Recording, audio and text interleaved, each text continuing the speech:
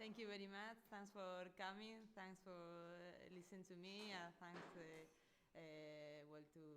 Express Zinefest and Sign Gallery for the invitation. It's a pleasure to be with you, and it's very nice to have this kind of spaces to exchange knowledge, things, and have a space to speak about and to rethink and reflect about what we are doing. And sometimes you are in a mechanism of just doing, and it's nice to have an external view and to exchange with others. Yes. So, first of all, my name is Laura. I come from the Basque Country. I live in Bilbao, and I am a founder of an association called Antespacio. That is the project I'm working with. I study fine art in the Basque University. Since I was at the university, I had always a high interest in how to connect art and contemporary art with other spaces, other publics, and to open this kind of bubble where there are always the same people, there's not the same faces, and try to create all kind of interaction with art. Yeah, so looking for other formats, or looking for site-specific projects, connection with more like social aspects, and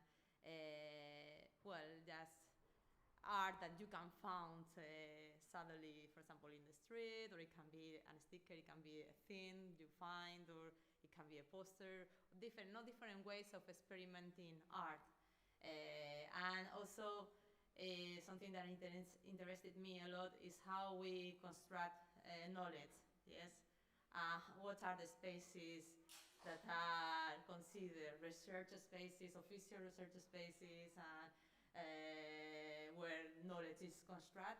And this is like underground outsiders, but this is not knowledge or not researching or so this hierarchical way of constructing knowledge is something that I'm worried about, or I think is a little bit elitist also. Yes, because these spaces where we consider the knowledge is constructed are not open to everyone, and of course there are a lot of borders and limits that are not that are in the society that exist. And so for me, the self-edition, the do-it-yourself, the fanzines is a way to create these connections also. One of the ways, yes. In Antespacio, it's not. It's only one of our ways to do the publications. We also create other festivals and projects in the street and that. But it's also very, very important for us. And sometimes they are connected. They have like different formats. Yes. Later, I want to speak first about Basque contest and the importance and the origin of fanzines in the Basque contest, with some international references, of course. And then I will speak about more our own projects and our own publications, yes, and how we understand them. Okay, so if you go forward, as you probably know, I don't know if you have been in the Basque Country, and specifically in Bilbao. Bilbao is a city that has changed a lot in the last 25 years. In the 80s, on mines, and it was the main economy of the city was the steel industry. So in the Middle Ages, this was happening. Yes, after the dictatorship. We have again a democratic constitution in 1978. Until that moment, yes, Basque language, Basque culture was forbidden. Yes. Well, so in the middle 80s, there was this economical crisis. The factories were closing. There was 30% of unemployment. A lot of social movements, workers strikes. This all was happening in the streets every day. A lot of drugs problems, yes. And then in 1983 we had floods also in the city, so all the old town was totally destroyed. So Bilbao is surrounded by mountains. So we say that in the middle 80s, Bilbao was really in a hole. Also, apart from that, we had the terrorism, yes. So it was a difficult moment, yes. And at that moment is when the things started to appear. You can put the next one also. Yeah, this was just here you just can compare, yes, where is the area, where is the Guggenheim now, yes, what people call the Guggenheim effect, yes, how Bilbao turns into a service city, and how it looks the area not before the construction of the Guggenheim, yes, just a reference. That was a shipyard, yes, and yes, all the industrial activity was near the river and in the center. And nowadays we have the Guggenheim, yes, so the Basque government did this project to transform the city into a service city. And yes, that's the origin of the things in the 80s and how they were, no? And we will see how they are now, no? So I think when artists are creating their work, or when we are creating something, we cannot separate this from our context, our reference, where we are doing and why we are doing this. Is totally connected to what we are looking at and the experience we are having, no, in the city. So this we can see it also not a little bit in the themes also, and these reactions, different opinions about when the Guggenheim in the late 90s was done in 1997. There were a lot of things that were answering, no, to this. That was the official museum, yes. Well, yes, if you continue. Yes, in the 80s, there were a lot of movements like occupation movements, like ocupas, yes, occupying houses. That is in Basque language. So a lot of things were done in Basque, also to promote and disseminate the Basque culture and Basque language. There were free radios. Yes, the free radios and the things were very connected also. Of course, music. This is there were some kind of cultural underground spaces for young people that are called gasteches. Yes, and these gasteches were also one of the places where the radical Basque rock or rock was born. This is a very important musical movement, yes, that happened in the 80s. It was broadcast in the free radios, born in the gasteches, yes, and to also speak about these groups, people started to do this. It's not like also happening in the United States. So they were doing the same kind of or using the same kind of mechanisms they have already seen in other countries, no?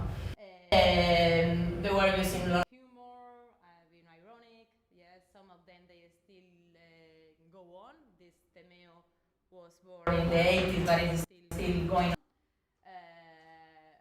And it's a publication that started in 1997.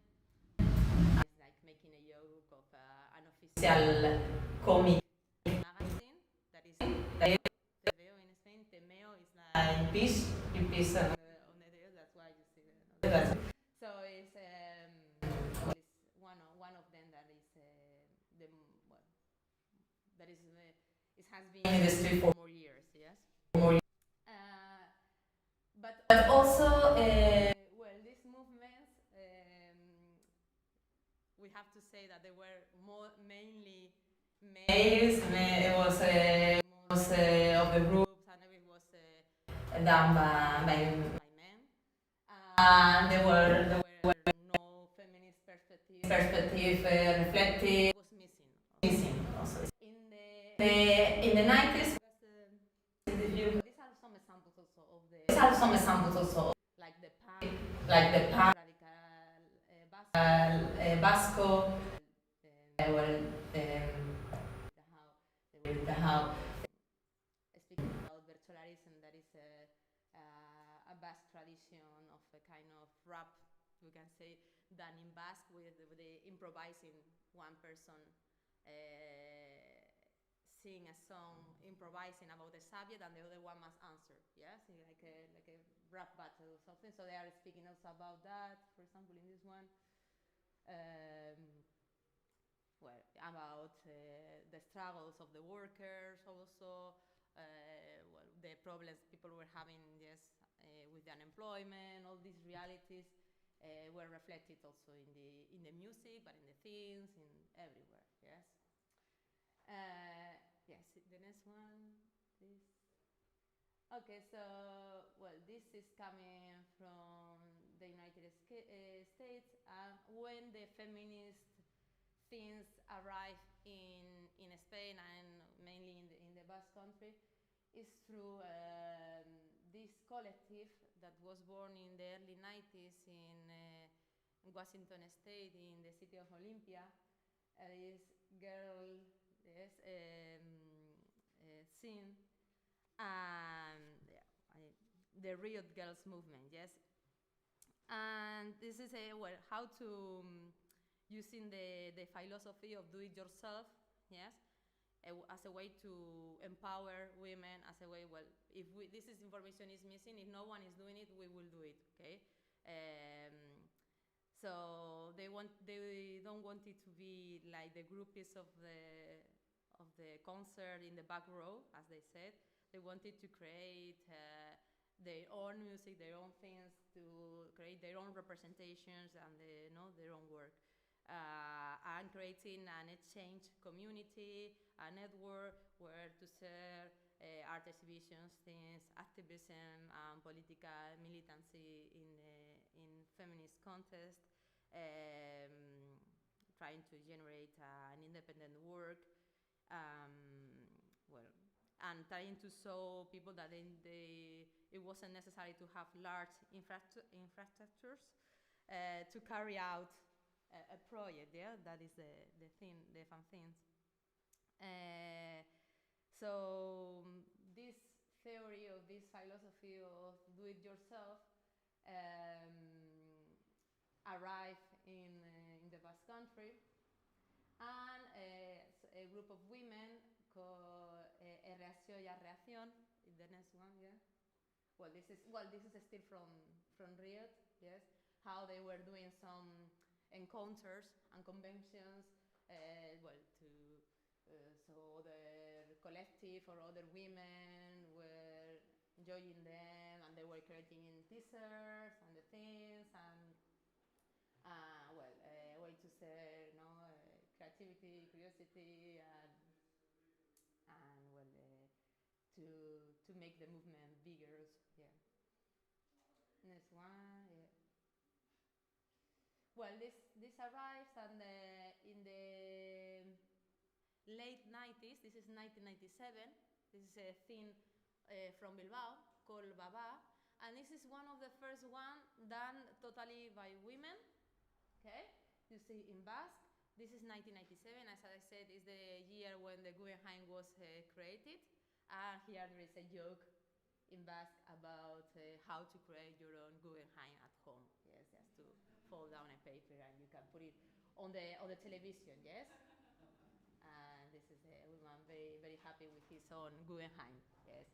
So, because when the Guggenheim arrived, one of the main concerns and people were complaining that there were no, like an ovni, like an UFO arriving in the city, but there were no connections with cultural contests or the artists that were already working there.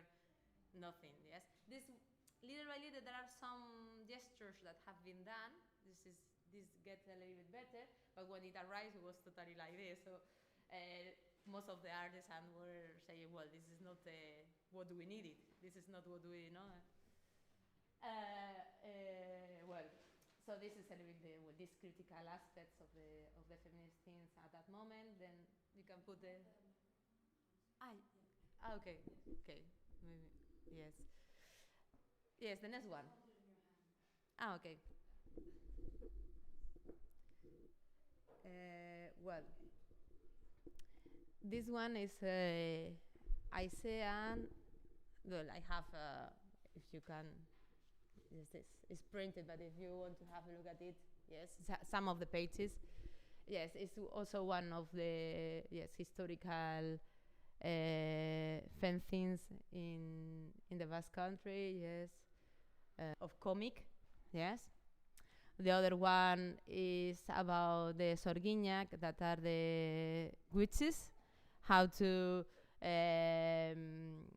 show that the witches were not these bad women, no, and how we have construct this literature about witches in the Basque Country that is not connected to what these women were in reality. And well, so they are also constructing other kind of literature about the witches, the figure of the witches, for example. Yes, in this case.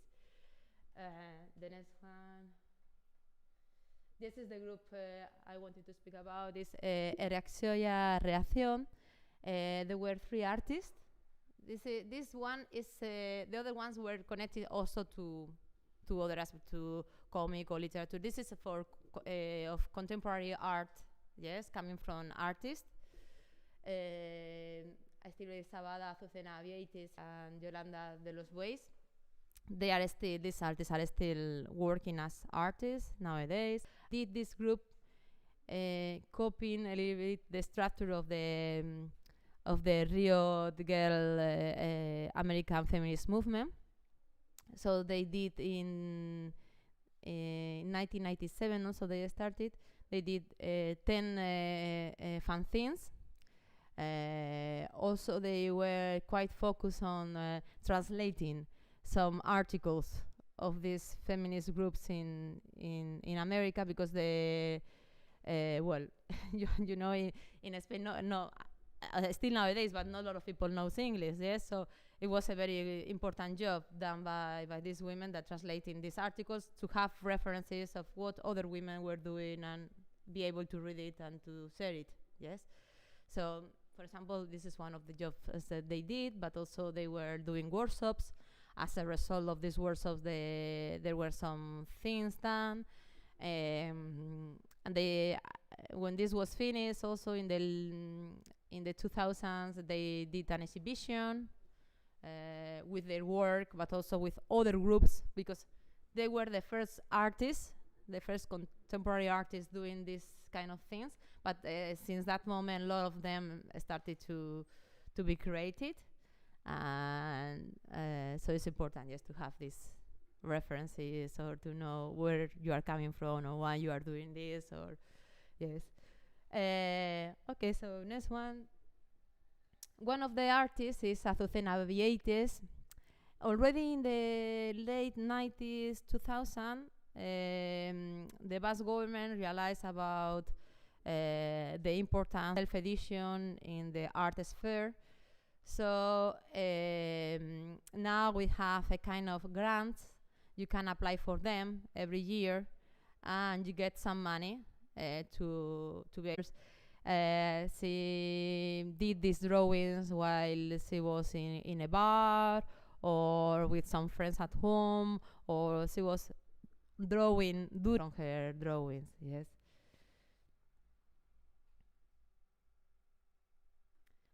Also, to see the feminist movement from the diversity, yes, not just the white feminism, no, and well, there are also to show more a diverse aspect, and also queer theories that doesn't correspond to the sex, but correspond more to a way of behaving, a way of thinking, a way to relate with others, and this.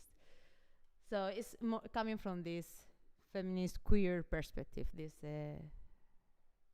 fanzine, yeah. It's kind of notebook also. This thing of the notebook also interested me also.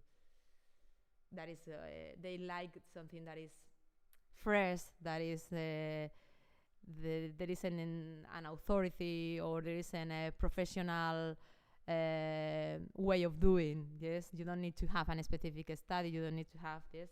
So this is what they like it, and it's done immediately. So you are in the place and you do the drawing, and this is the drawing that is going to appear. So this is a space for trials. This is spaces for just try, just do. It doesn't matter if it's good or not. Just do it. This is something I think we are also losing a little bit. Yes.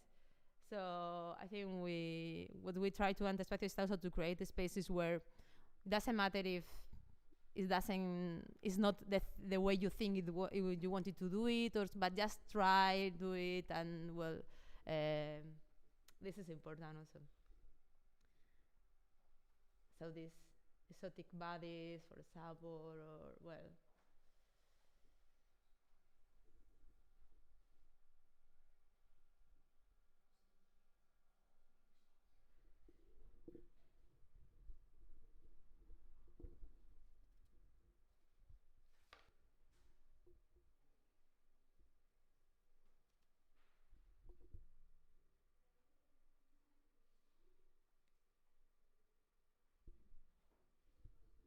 Okay, we can continue today. Yes. If anyone is interested in just seeing all the fanzines, or if you want any reference, or if you want me to give you some websites of the things I am going to speak about, you can also write me an email, and I can send you also the information. Okay. So see, Azucena Vieites called this the lo-fi fanzines. Yes. With low-fi resources, yes, like low fidelity recording media, not having this reference. This kind of dynamics, as he said, is allow her to have a high degree of autonomy in the creative process and a more independent work. Yes. He also being part of what is the genealogy and the connections with feminist thought and gender politics. Okay, this is a website of the Riot Girls things, and is one of the first, I think the first one, if I'm not wrong, archive of fanzines, feminist fanzines. Yes. From all around the world. They have the website is still online, but they are not adding new ones. Yes, it's stopped at the moment, but you can see some fanzines, feminist fanzines from Africa. You can have from in different languages. You have some interviews. It's a very nice website. Yes, it's one of these. Collective of the early 90s did it in the 2000, did this website to recollect a little bit all the things that were around her. Yeah. Okay, this one. Yes. So now I'm going to speak more about nowadays. Yes. Well, nowadays in the Basque country, as I said, well, there are a lot of people doing fanzines in contemporary art as a way to show their projects, or it can be illustration or comics, or it can be about theoretical things, or different kind of projects. But they are more supported. You can find them in libraries. You can find them in official art institutions. Well, they are more like supported, and also there are some book or self-edition art book fair, like for example this one in Bala. That's probably why I'm here, because I met again Rob, that is one of the curators of the festivals in this contest, in this festival. Yes, where I was showing our publications. The other one is PAMB Festival. The one on the left is done in Pamplona. Yes, in Navarra. Okay, next one. Yes, and one thing about this kind of fairs is that what is nice is that also they are reusing spaces in the city that are yes, that are closed, that are not used anymore. So each year is in a different space. This was occupying a space that was a store of wine. And then the next one, please. They were using, for example, a classical cafe that closed, that is a historical cafe, and we were occupying also this space. So each year is in a different place. Also, for example, this is an exhibition that was done also in Pamplona, in Centro Huarte. That is the of this exhibition, where you can see all the fanzines that were displayed here. And also there was like a place where you could also print your own things, and if you can print for free your fanzines in this institution if you just book a time, you videos and the computer and everything. So that's why I say there are still some underground projects, but also there are like supported, and there are other way of doing, the different from the ones on the 80s also. Okay, next one. Well, now I wanted to speak a little bit about our own projects, and this is one called Esquisse Cadavre. We just inversed the title of the surrealist technique, the cadavre. Well, it's a kind of fanzine, but with fold up, and it's a dictionary of made-up words. Yes, we were making up new words, and these words was given to a first artist that was doing an image. Then the image to a second one that was doing a test, and then the test to a third one that was doing a drawing, without knowing where the previous part was coming from. Yes. So this kind of publication also allow us to work with artists from all around the world. Yes, you can just send the material by email, and we work with 84 artists, in total 28 postcards. Yes, coming from a letter, a word, an image, a text, and a drawing. Yes, and this is also a kind of false exhibition that you can have in your pocket also, and it's you just put it on the table, and we say that it's a pocket exhibition. You can take it with you everywhere, or yes. So this is also a little bit for us the possibility of publications, just to work in these ways. Yes, next one. Sorry, and we did after finishing with the dictionary of made-up words, we did a story using these 28 words in a tale. Yes, giving a meaning to these words in a tale. This is one is of Aribel, for example. Yes, it was also the way to get in touch with different artists, and since we did this project, we have worked again with a lot of them in other projects. So we get in touch for the first time, just sending an email because you didn't know them, but maybe you have seen a fanzine somewhere, and you know about his work, and then you write him or you write her, and then we were continuing working with them. Or the next one. Okay.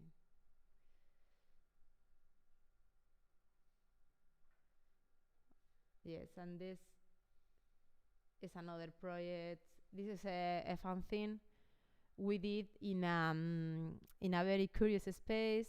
That is an exhibition space that is in a bridge. Yes, I was an space before used to open the bridge. Yes, and there was someone inside this place, in charge of open the bridge and this. So now this is not used anymore because there aren't this kind of bridges entering in the river in Bilbao anymore. Yes, they were industrial uses. Yes, so we reuse this space, and there is a curator inviting artists and collectives to use the space, and we did a workshop to create a guide about specimens that could live in this water of the river, creating imaginary animals or flora because it's a river with a lot of contamination, yes, because of the industrial period. So always people are thinking, what kind of animals could live around here, or all kind of fishes. So we put also some boxes, like mailboxes in bars around the river, and people were also doing the drawings when they were in the bar and putting in the mailbox, and then we were recollecting all them, and then we do the workshop with all this material of them. This is we created this fanzine with this list of artists, and is reusing an archive of a German magazine of the Nazi period, yes, called Díez, where the Nazis were sewing the highway routes, engineering projects, how they were connected to the landscape as a way to create a national identity. They were connecting, yes, the landscape with these highways and these huge bridges and these things. No? So all this imaginary. And they were also creating cars for these highways to show the landscape in the best way they could. And this is a very curious and weird magazine, but we were interested not in the text or in the ideology, of course, but more in the images. And what we do is just sending photocopies by post to different artists, to all these artists, and they were free to do whatever they wanted with this material. They can create a new one, they can do a collage, they can write on it or draw on it, yes. So it's a new magazine we did with all these contributions, and also they are not identified. You know these artists are participating, but you don't know who artist is doing what in the magazine. Okay, so you cannot identify them.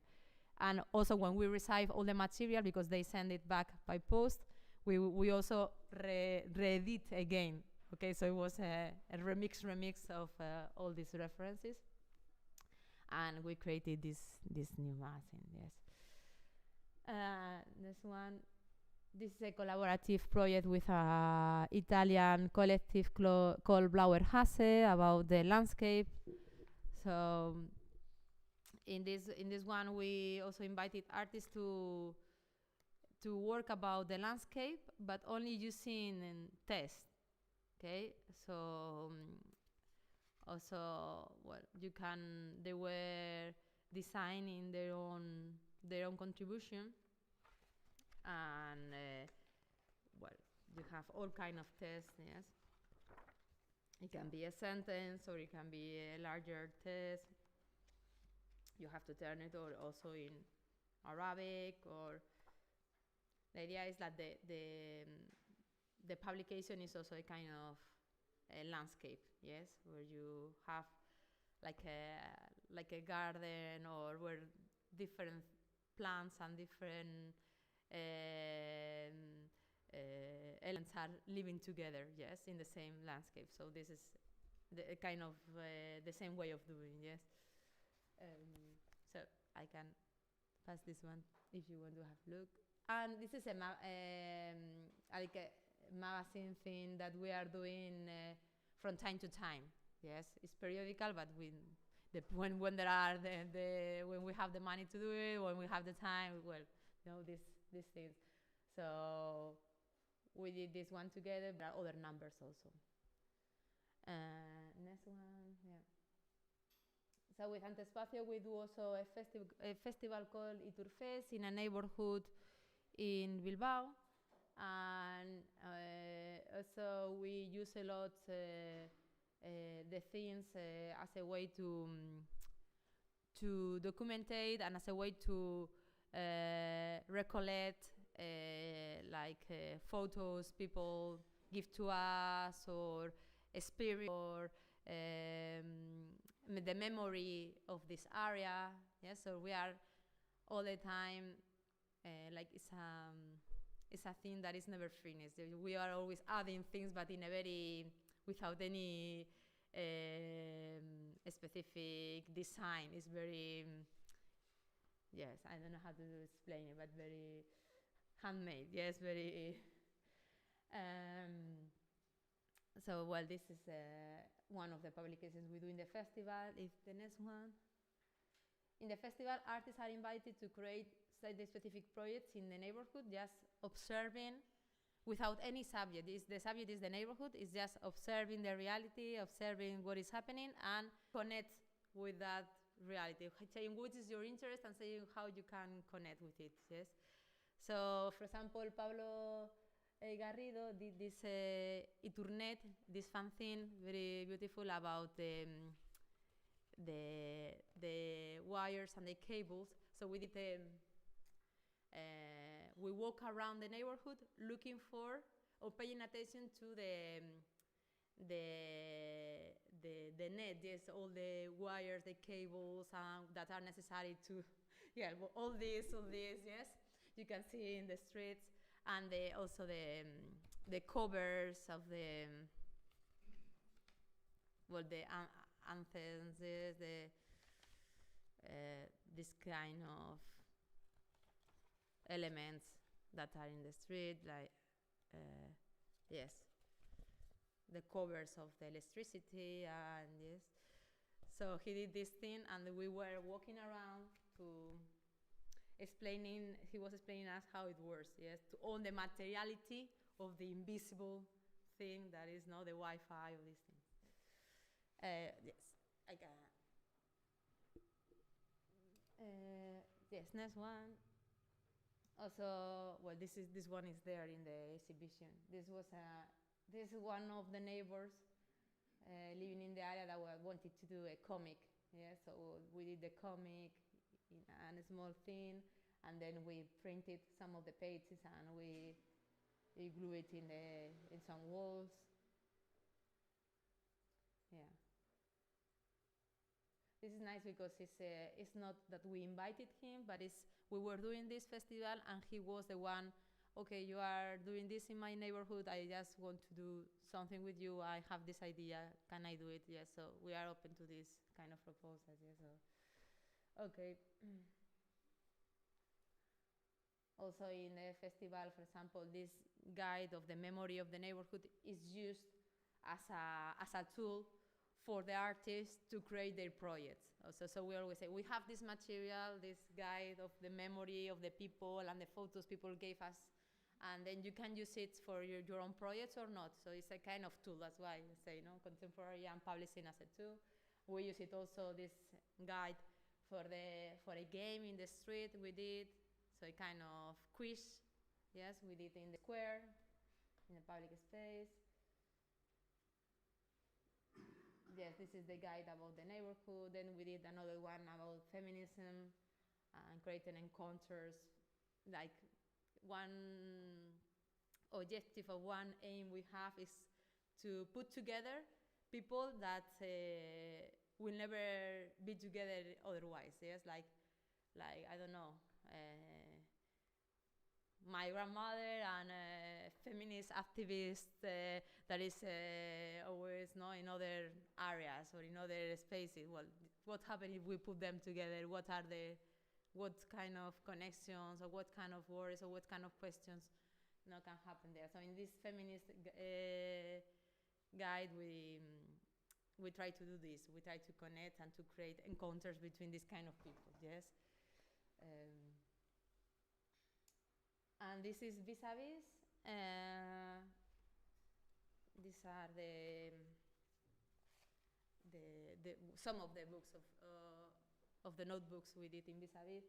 Vis-a-vis is a project that is happening in different gardens and parks in Bilbao, and it's a vis-a-vis between two artists that they don't know each other at all, and one is from the local context and one is coming from abroad. Yes. But we consider they have some points in common, and they have to present their way of doing, like together, doing something in a garden, and not from not like we are doing now, yes, like using a screen and a computer, just doing it in a garden. That can be what they are doing can be interrupted by anything that is happening around, or it can be a walk, or it can be a game, or it can be just doing something, try to show the people these points in common, or the way of working. And as I said, also a place to try, just to try to it's not a production of an artwork. Yes, it's not a production. It's a place to just to try. Yes, okay. And the publication is done after, but not as a way to documentate what is happening. Yes, even if sometimes there are some photos about what happened. It's more like it's done 1 year after, to reflect about what it happened, and to open a door to other possibilities. Well, let's see what we can do now, or let's rethink about what happened, or this, or yeah. Yes, and it's done every year in different gardens. Not always in the center of the city. We try to always to look for other spaces and other. Because there are the official art spaces, but also there are the official underground spaces. I don't know if it is happening in Groningen, but in Bilbao, if you are doing some underground projects, all are happening in the same area, in the same small area, and there are a lot of neighborhoods where nothing is happening, and so we try always to do things also in other areas randomly, that we think are interesting, or. This is one of the encounters in one of the gardens. This is in another part. For example, they were using these structures, to.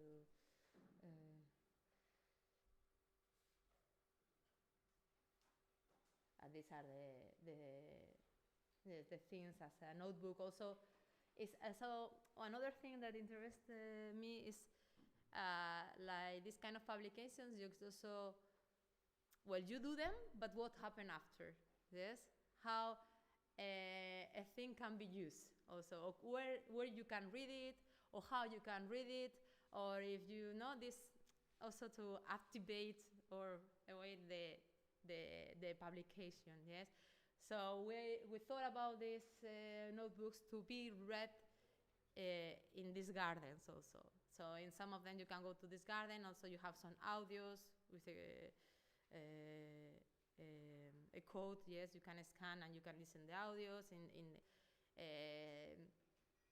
So it's also something I'm interested in, like just how we write, or in which context, and how people read or how people use these things. Yes, because also. When you have a lot of them, a lot of incomes, a lot of images coming to you, sometimes you don't have even time to pay attention to them, yes, or to pay enough attention to really know and really analyze what you are reading also. So, like finding the moment to dedicate the enough time to each thing, yes, or this.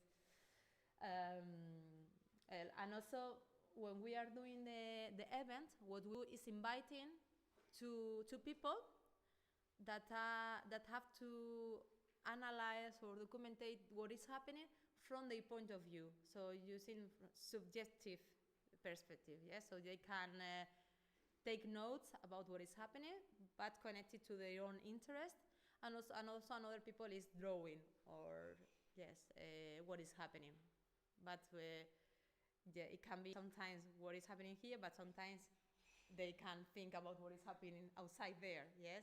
So it's about the experience of that person. So sometimes you lose the concentration and you are thinking about other things, you can also document it, or you can also write about this. Yeah, so this way of, and also we incorporate all that material to the notebook, yeah. Okay, I don't know if this one is the last one, yeah? Yes, sorry. Okay. Yes, well, this, for example, this one is using Braille language, yes, because it was also about silence, the the connection between these two artists.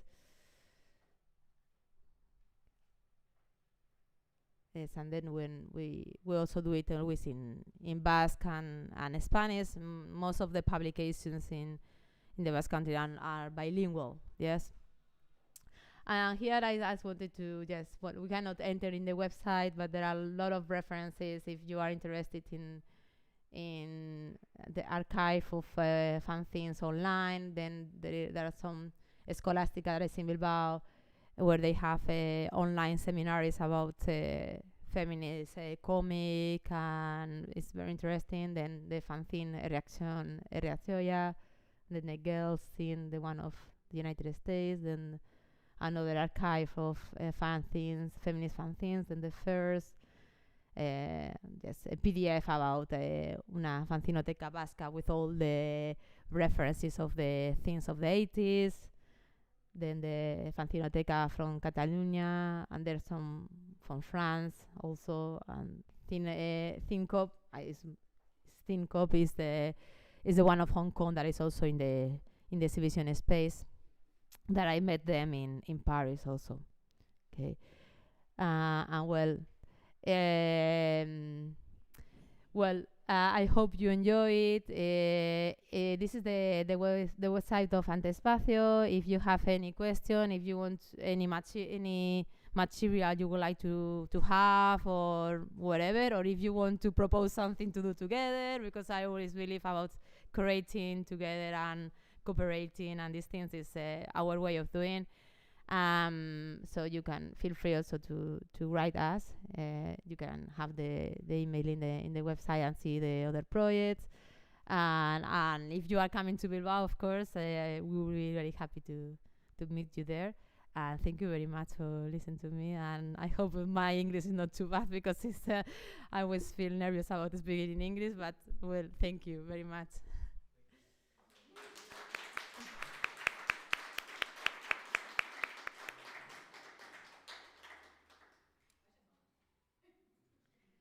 Well, you have.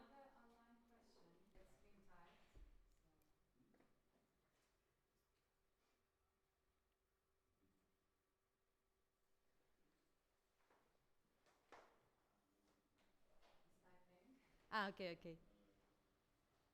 I also have these. These are the postcards. Yes, I forgot to show you if you want to have a look. These are the postcards, and this is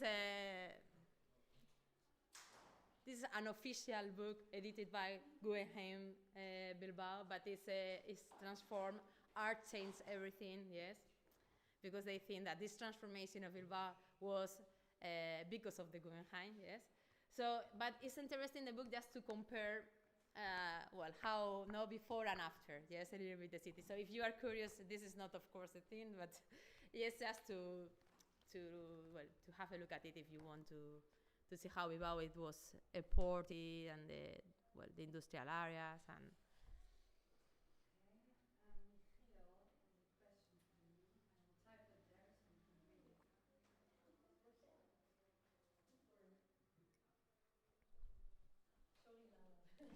No. Yeah. I'm sorry, I didn't realize about it. But after I realized after, I was like, yeah.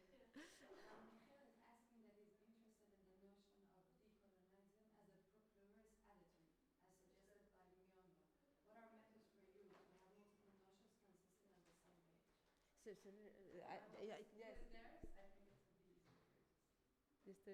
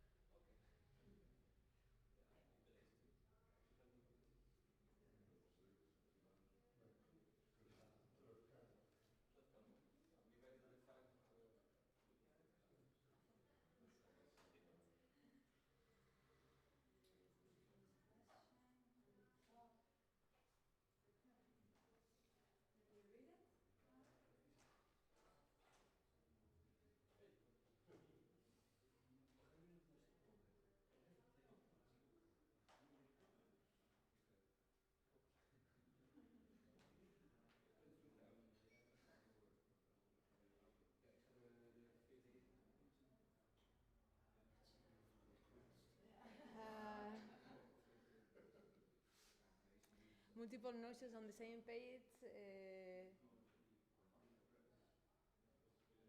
I don't know exactly what this person refers to, but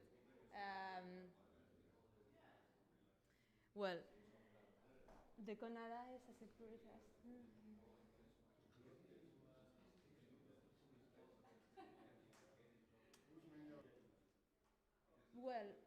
Well, I think to have a multiply perspective, you have to be, of course, inclusive, and you have to open the concept of what you consider art also, because if you consider art is under some parameters that is only the ones I have seen in the official institutions, and art is only that, you are, as I said, you are letting a lot of people and a lot of perspective outside, yes?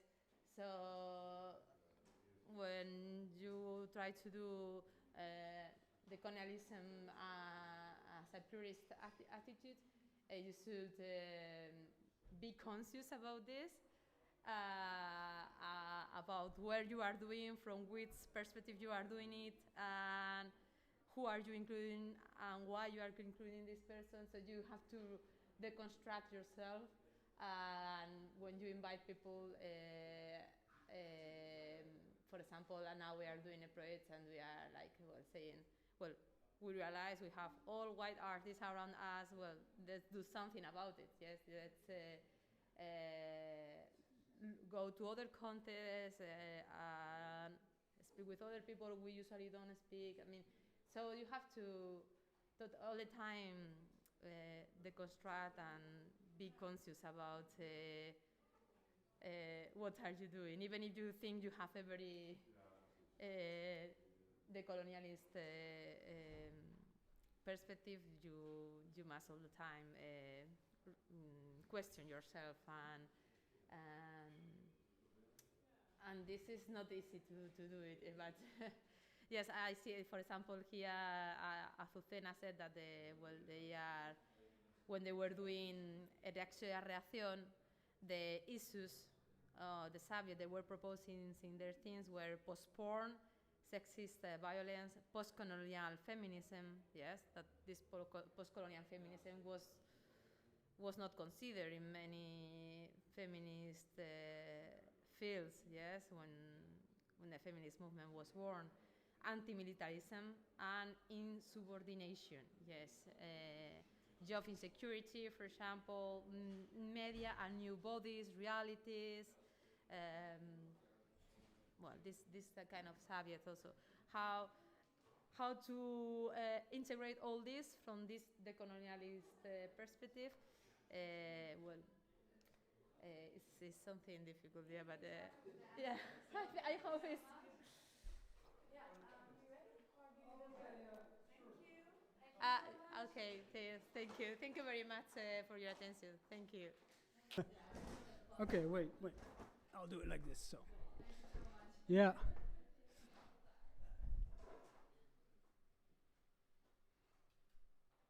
Okay. Hello, everyone. I'm Marc. I'm a zine maker, an artist from Arnhem. I'm part of an artist group initiative called Under the Table, who are part of a bigger initiative called K56. At Under the Table, I'm running a small zine library with about 2,500 zines from all over the world. I've been involved in zine culture since the early 90s, late 1980s. After I finished from art school, I was a drawer, made kind of experimental comics, and as a way to connect to like-minded people. There was not really any internet yet, so I was making my own booklets, sending them around, and slowly I got sucked into the zine culture. And so I've been making zines ever since. And I'm also interested in zine culture as a whole, how it functions, and sharing and networking, and also for activism. And the last 5-6 years, I've been interested in the idea of zines as parasites and zine culture as a parasite culture. And go to the next slide. These are 2 zines I've made. It's part of a series. These are 2 of them. I have some examples here. You can pass them around, maybe. So it's an ongoing project where I find different ways to look at parasites and parasitism, and also the relationship with zine culture. And to me, zine culture is parasitic in a couple of ways. It's parasitic on mainstream culture. It often defines itself in opposition to mainstream culture, like for instance, punk zines or other alternative zines that are opposed to the hegemonic or the mainstream culture, but at the same time, they are also very often dependent on it for their funding and for their distribution, postal networks, etc. So there is always this paradoxical relationship with the mainstream, which is similar to the position of parasites and hosts, where parasites are often harmful or maybe oppositional to a host, but at the same time also dependent on it. And interestingly, very often the host is also dependent very often on the parasite as well. And that's also something I then look at, in what way, in the sense of relevance, zine culture can have for a mainstream culture. Zines are also, you can see zines also as media parasites.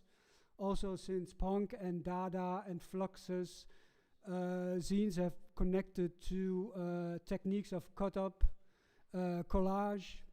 So you can call them a kind of media parasites. They magazines, popular magazines, and recontextualize them, which is something also parasites do with their hosts.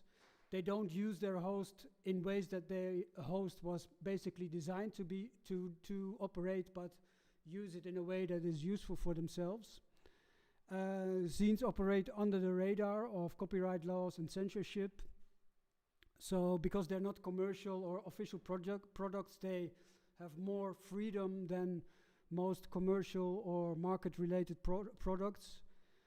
I've sent, for example, in the 1990s, zines to England, and there were still quite strict copyright laws and censorship laws especially. So very often my postal packages were opened up by the customs to see if there's any, for example, pornographic material inside. So there were a lot of zines, zine publishers, for example, from England and America, who were in a kind of resistance against these censorship laws and looking for the boundaries of how far they could go with their publications and what they could get away with. You can also look at parasites as operating under the radar of their host, of the immune system, so they don't make too much noise, so they can operate relatively free without a host trying to expel them or decontaminate them. And also zines escape conventional categories, so anyone who has a collection and will try to categorize zine will run into serious difficulties, because very often zines don't fit into these classic categories. Usually they combine different categories, and very often zine makers also invent new genres or new categorizations. And so for me, for the zine library, I've skipped the whole idea of categorization altogether. I think there is also a kind of tension between zines and categories, and also archiving. Let's say zines and archiving, there is a kind of tension there, because zines are much more in between the zine makers and not so much into this long-running historical context. So they what they call ephemeral. They're like air-like. Next slide. So this is a project that came out of basically thinking about zines as parasites and zine culture as a parasitic culture. And this is called the Parasite Zine Library.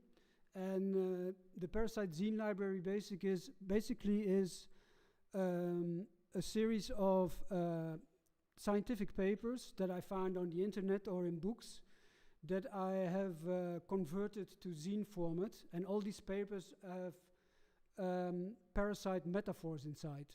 So they use parasite metaphors to talk about certain subjects. And I've done this on the one side and I personally love reading scientific papers. I read them, especially from the social sciences. I read them like self-help books or like fiction. I mean, I just scientific platforms, and they never really get out of it. So, but at the same time, their references are really strong. So by making them into zines, I kind of take the papers out of this closed circuit of scientific publishing. And I'm also interested in zines as a way of self-educating. So by using these, taking these scientific papers, turning them into zines, I'm also introducing scientific publishing into zine culture. And I feel relatively free to do so because I don't ask permission usually. I do contact the publishers, but I don't really ask permission. I feel relatively free to do so because, to me, if you use parasite metaphors, and usually it's in the context of piracy or deconstructionism or stuff like that, then to me you can't be too rigid about someone parasiting upon your paper, because that would be like a bit hypocritical in a way. It kind of opens up a free culture. There are also sensibilities involved, which I also think about and publish about. I wrote yesterday underneath "to be stuck" because I felt when I was preparing for this presentation that I got a little bit, I've been doing this for about 3 years, that I got a little bit stuck with it. Not really sure where to go with it next. I have about 50 zines right now. I think it's also due to Corona, because through Corona I think less people have been visiting the library, of course. So I got a bit stuck, but also thinking about being stuck. This whole idea of being stuck is actually a very parasitic position as well. Being stuck is almost a requirement for shooting root, or for allowing a system that's around you to maybe take over or to encapsulate you. Quite different than linear progress. Being stuck is much more, in a way, a parasitic position. It's not always good. It can also be stuck in a negative way, but I feel that sometimes being stuck in a certain position allows you to get more entwined with a certain system that you're in or that's around you. The next slide.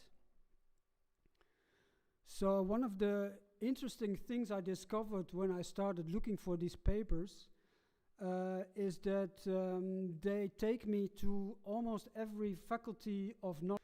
So also, like the previous presentation, I'm interested in meaning making, zines and meaning making. And when I look for these parasite metaphor, I end up in all different branches of knowledge making. There are a lot of zine metaphors used in philosophy, especially postmodern philosophy. People like Deleuze, Derrida, Barthes all use parasite metaphors to deconstruct language and existing philosophies. There's a lot of publications about history, about Second World War, the use of parasite stereotypes in Russia and in Germany as an excuse to imprison or even kill opposition groups. There is a lot of use of parasite metaphors in feminism as well, questioning how to exist in patriarchic systems or in patriarchic universities. Anna Poletti, a zine publisher, made a zine for the library 2 years ago about her position in the university in Utrecht, and also looking at it from a parasitic perspective, whether to, let's say, throw over the system or change it parasitically from within, or even just existing in a hegemonic system. There is parasitic metaphors in music, in art, in literature, digital culture, about hacking, memes, There's a lot of metaphors in science fiction, films like Aliens, for example. Architecture, there's a whole branch of architecture that designs little buildings or rooms that parasitically are added to existing buildings. Things like squatting, for example. Economy, shadow economies, black markets, politics. On the left you see the red one is a paper about, it's called Social Parasites. It's a paper about what was called the anti-parasite law in the Soviet Union, which was an official law which was designed to, again, identify people who were not seen as productive for the communist system, and also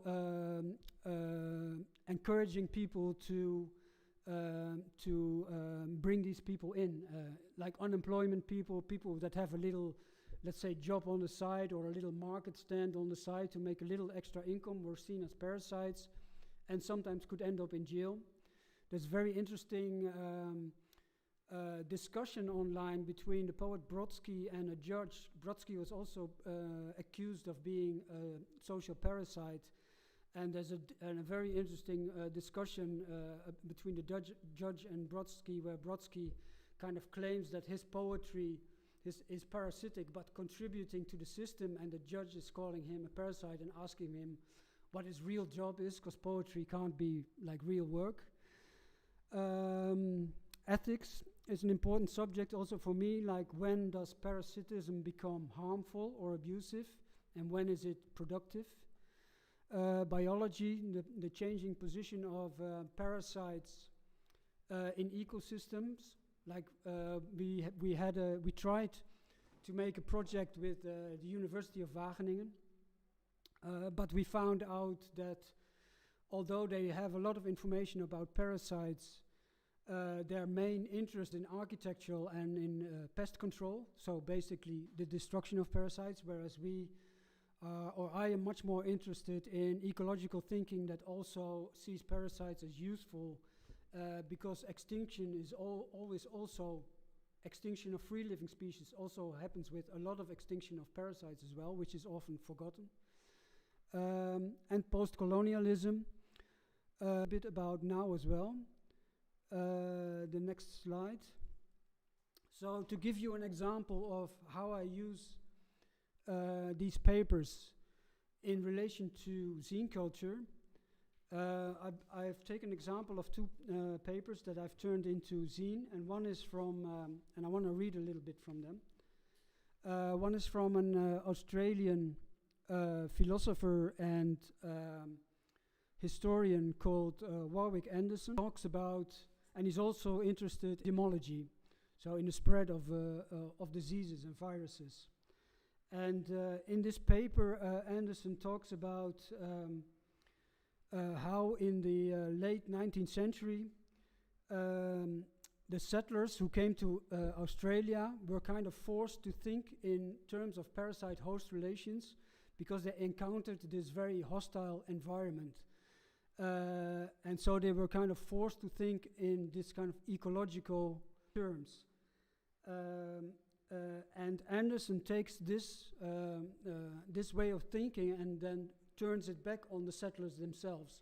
So he takes this, because the parasite-host thinking was seen and in that period as a kind of exotic study, basically. And what Anderson, ecology, but also settlers, colonizers, and the colonized as parasites and hosts.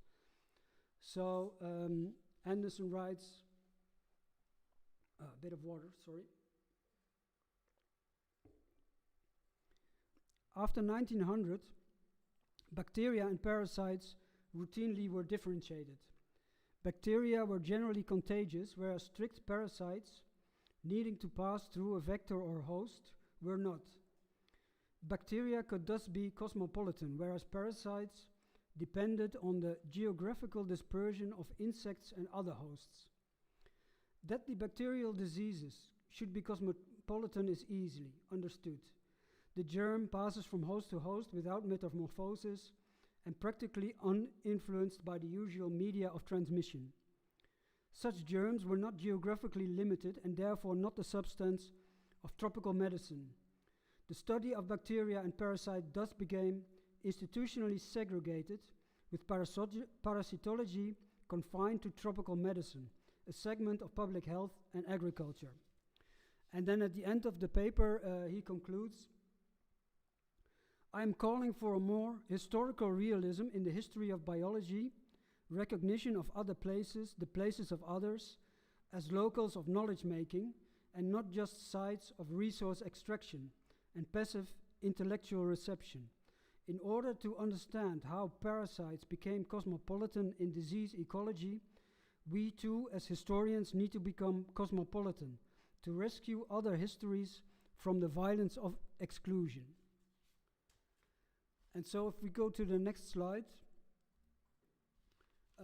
this is a paper that I took from a site from Elaine Ho, who is a Hong Kong zine maker, also connected to Zine Co-op, that I saw some examples here, and to Light Logistics, which is a Hong Kong initiative or platform that has become a kind of do-it-yourself distribution network. So also interesting in this context of spread, which is about networking and distribution.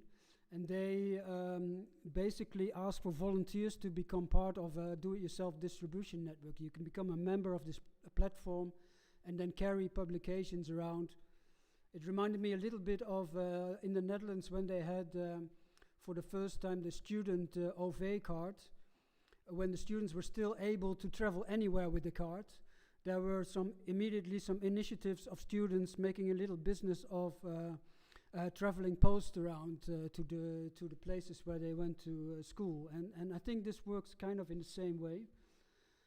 And the interesting analogy between Elaine's text, and Elaine talks about, of course, the Hong Kong context and what she called the semi-autonomous zine, and the interesting analogy between the paper of Anderson about parasites and the paper of Elaine about zine culture and situatedness in zine culture.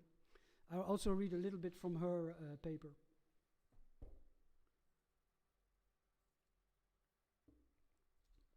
Observing that the term zine has been in recent years co-opted to apply to nearly anything, cute, small, nicely printed, not entirely mainstream, our research led to the proposal of a new definition, one born of conditions specific to this part of the world's socio-political ecology.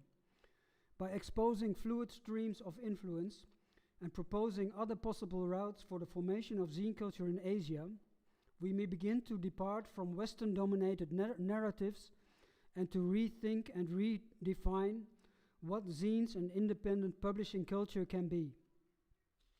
And then she takes some examples of late 19th century independent publishing in Japan and China, and also self-publishing of gay and lesbian zines in Indonesia, followed by a list of contemporary initiatives in Asia, including her project Light Logistics.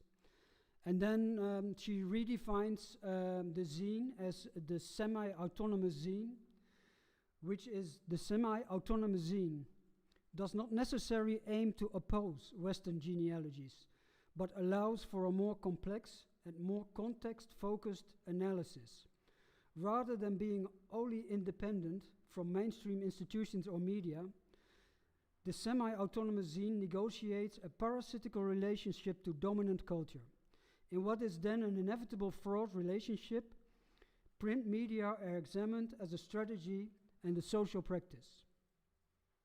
So I thought this was this is a super interesting text, and also the comparison with parasites and parasites in biology and post-colonial thinking also made me thinking, because I also routinely, when I make a historical overview of zine culture, I almost immediately go to American zine, big American zine magazines from the 90s, like Fact Sheet 5 or Zine World, and put zine making in the context of that, of punk culture, of riot girls. And in Asia, zines from one side entered Asia with punk culture that spread throughout Asia. But I think in post-colonial thinking, it's interesting to also make a difference and also to identify that there was already a culture of self-publishing there, and not necessarily always put it in the context of these American and European flows around the world. The next next slide. So if we talk about have to talk about also zine making in local context, I also have to talk about zine making in my own local context. So how am I able to produce zines? Well, I mainly depend on my partner for making zines, and I have been doing so for almost 30 years actually. And it's because she has she's such a hard-working woman and has a good paid job, and she has made it possible for me to work as a zine maker for all this time. And personally, I never had a real interest in becoming, as an artist, to become an artist entrepreneur, for example. And also I have no interest in micro-economical zine markets or a micro-economy of zines. I'm very much more in favor of trading zines and in that way making the network of zine culture. And this, I mean, it's a privileged position that I can take because my partner makes this possible for me. I also have depended for the last 6 years on K56, what used to be called Antespacio.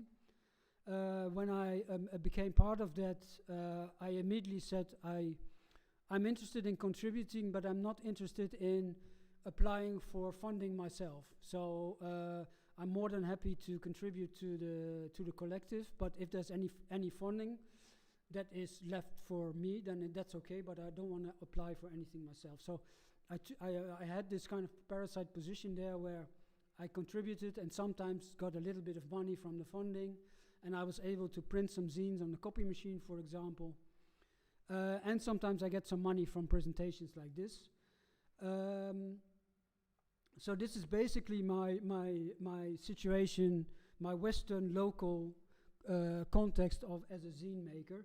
There are some exchanges. So when I started to think about parasites in this relation, I told my partner, look, I'm going to talk about our situation as a parasitical situation. She also started wondering to herself, like, okay, what does this mean? Am I now like maybe an enabler for this situation, or is there any kind of abuse? So she started also thinking about what actually was the exchange that was happening between us. And it turns out that there are all kinds of exchanges going on that are actually very hard to unravel because we have been together for so long. But since we are both happy with this situation or comfortable in this situation, and I don't think there's any abuse going on, for both of us, it's okay. And she also quite likes it when we have a conversation with people and we talk about our situation, and the eyebrows of people go up and like, okay, is this okay? Well, to us it's okay, and apparently to her it's okay. So as long as she's okay with it, I'm okay with it. And the advantages of zines is that I can reduce my costs to almost zero. So I'm very cheap in maintenance, so to speak. The next slide. Now actually the situation with Antespacio, former Antespacio, and currently K56 / the bit. We had a crisis last year during the Corona period. We got into a fight with our director. She left, and the organization, the structure of the organization changed. And so we used to be an organization that had a strong determining director who was also basically the curator and the designer of the context. And she left, and now we have the structure changed, and we are now as different fractions all responsible for our own funding. So me also, I've now become more directly responsible for the funding, which is a situation I'm not necessarily too happy with. And so it's kind of where I ended up right now. And so I'm now looking for possibilities to see if there's a way to transform the situation to a new, to some kind of changing situation where I'm again into something that I feel more comfortable with. We are in funding with the municipality.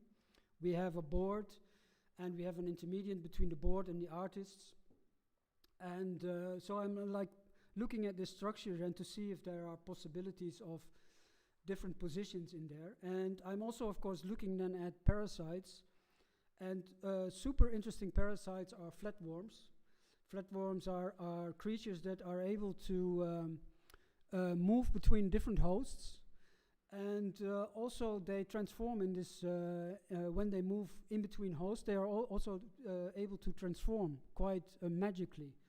And this is what's called a liver fluke, and the favorite host of the liver fluke is the fish. And sometimes these fish get eaten by men, for example, and then that liver fluke ends up in humans, and you can actually get quite sick from them.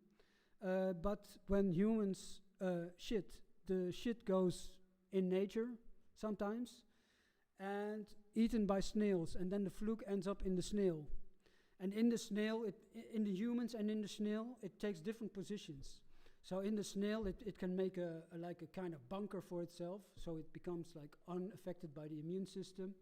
And it also has like a temporal free. Our daughter actually has toxoplasmosis, which is quite nasty. Toxoplasmosis, the favorite host of the toxoplasmosis is the cat. And the favorite example is that toxoplasmosis parasites can end up in rats. And what they are able to do is manipulate the rat in a way that it's no longer afraid of cats. So when cats are infected with toxoplasmosis, they become less fearful of cats, so the chances of the parasite ending up in the cat increases. So that's super interesting. But if you are pregnant as a woman and there is cat feces around, then it's quite dangerous as well, because you're basically yourself as a woman in a parasitic situation with a little parasite in the belly, and your immune system is very low, because otherwise it would deny the baby, basically. And because your immune system is so low, the parasite can get to the baby and get really deep into the system, and it's almost it's basically impossible to get out of that system as well once it's there. So okay, I'm not sure what I'm going to do with this information myself, but just the fact that that you start thinking, let's say, what's useful in thinking about parasites in this way is once you start thinking in this way, you start looking at things differently. So you start seeing different opportunities. When there is, for example, you're giving attention to different things that you would normally maybe not notice. And that's why I think these papers are interesting as well. Next slide. So in the context of the Spread Zine Festival and the question of distribution and networking, I immediately thought of Vitor Baroni, who is a male artist who's quite famous, quite well known. He was very active already since the 1980s and late 70s probably. And he made this diagram of the difference between male art and male art.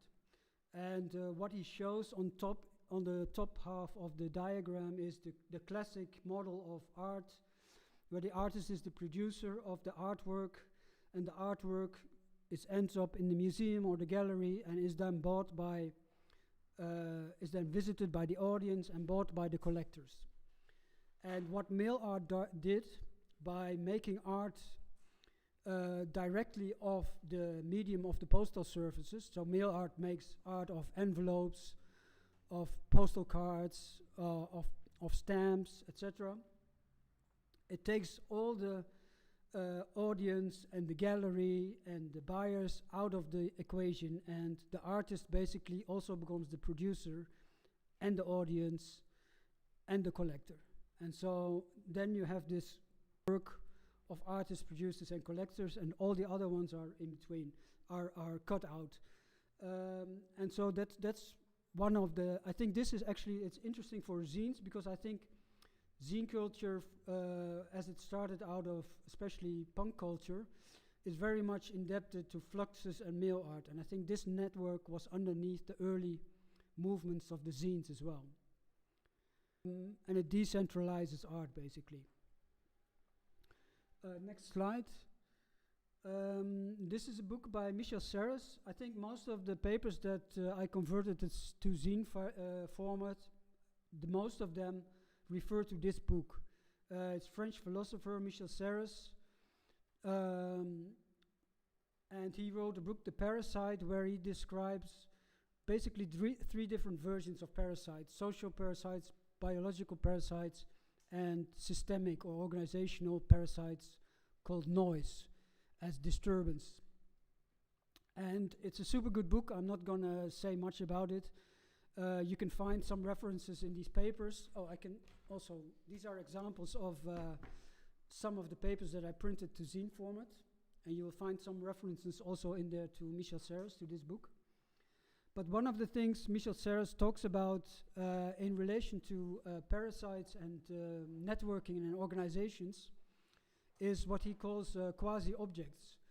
And quasi-objects, basically in the context of, I don't know if anyone of you knows about this, but actor network agency. And the example he gives about this quasi-object is the game of football. And in the game of football, players play a ball around, and that's basically the essence of the game. And what Michel Serres says is that in one way of looking at this game, you could say that the ball is an agent in the game who actually makes possible the organization of the game. Because of the shape of the ball and the weight of the ball, it almost wants to be played around. So it's the ball itself that almost makes the game possible and is responsible for the structure of the organization. So that ball becomes a kind of quasi-object. It's more than an object, it's actually a player in the game. And actor network theory almost goes further in saying that not only is the ball an agent in the game, but the ball also transforms the game, transforms the players in the game, and in turn, ideally, the players will also, in the sense of quasi-object, also transform the quasi-object. So you get a kind of co-evolution between quasi-object and game. And Michel Serres sees the ball as a parasitic element also, and this structure as a parasitic structure. And in the context of zine culture, I think it's very interesting to look at this, because I think zines are very much like quasi-objects, especially if you look at exchange networks. Because zines, other than books who are basically carriers of content, zines not necessarily carry much content. Zines can be, let's say, 2 pages of scribbles, meaningless scribbles glued together and then given to someone, and they don't necessarily have much meaning to them, but they become meaningful because they serve as this exchange object between 2 or more people. And so they are much more important also as this exchange object in between this network, which is quite different from the structure of book culture, so to say. Because you buy a book, and that basically makes a deal. You give the money, you get the book, and then the deal is settled. But with the zines, the zines are rotated, and so the organization, the zine network, is in a way, in the context of, let's say, quasi-objects, you might say that structure the zine network. And even on a higher level, you might question whether zine makers are not, in a way, enslaved by the zine network, users of zines, and are, let's say, instrumentalized as agents to spread zines around to keep the network alive. So that would be a way of quasi-object or agency looking at zine culture. So we're all slaves of the network in that sense. So right before I got here, I also started thinking about what zine networks look like, and also as an archive or as a library, the question of whether I want to present as a library, let's say, a cut through the whole zine culture to present an overview of what zine culture is. So one of each, let's say. So people who visit the library get to see like the whole range of zine culture. And I had some moments where I actually was doing that and was presenting myself as almost an expert of zine culture and saying, okay, zine culture, you know, it's punk and it's fluxes and it's networking and all these kinds of things. But one of the things is I keep running into people who make zines who never heard of zine culture. And I say, oh yeah, it's nice, you make a zine. And they ask me, what's a zine? And that means that there is something, let's say, much more basic about zine making that makes people make zines without having any prior knowledge to what zine culture is. And that also means that as a librarian, I'm not able to give a good cut through of what zine culture is, because I don't have an idea what zine culture actually, because there are many networks that are so closed or small or under the radar that I simply don't have access to. So I don't know what's out there. There could be much more out there than I know, and there probably is. And also that means that what I define as zine culture, there are other things that are kind of the same thing, but happening in different contexts, like what Elaine Ho is talking about, that you could define as zine culture, but because they are not maybe defined as zine culture, they don't follow in the, let's say, the people who categorize zine culture or who define zine culture. So that's why I think it kind of looks like this, where you have networks that are larger, that are connected, but there are also individuals that make zines that nobody knows about, and they don't know that something like zine culture exists. So that means it would maybe look more something like this, more like something like this. The next slide.